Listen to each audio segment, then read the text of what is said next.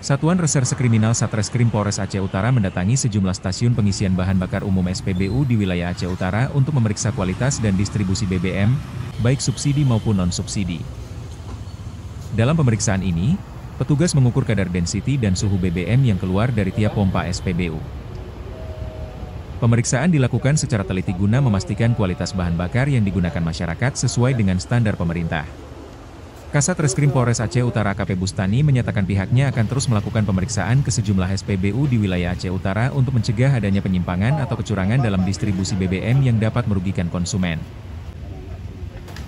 Jadi saat ini kita sedang ada fenomenal, debatable. Jadi debatable itu ada multitafsir atau ada keraguan terkait masalah kalau dibahasakan bukan bahasa oplos ya, maksudnya ada density, suhu dan lain-lain yang menjadi keraguan masyarakat seolah-olah itu palsu.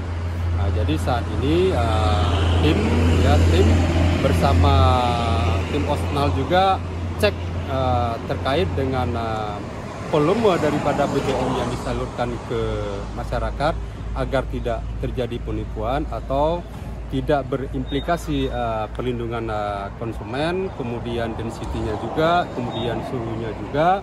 Kemudian kita akan berkoordinasi dengan Pertamina. Kemudian kita juga mengingatkan khususnya para pengusaha SPBU yang tergabung di dalam kumpulan Ikatan Hiswana yang khususnya wilayah hukum Polres Aceh Utara.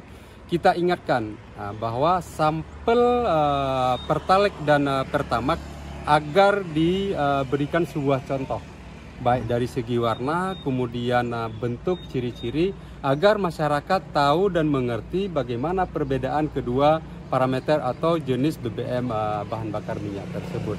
Sehingga masyarakat yang mengisi bahan bakar minyak di wilayah hukum Polres Aceh Utara dalam rangka bulan suci Ramadan, apalagi ke depan ini dalam rangka menyambut atau menjelang Idul Fitri, kita ingin membentuk sebuah kepercayaan benar-benar BBM yang disalurkan masyarakat ini sesuai dengan mutu yang ditetapkan oleh pemerintah.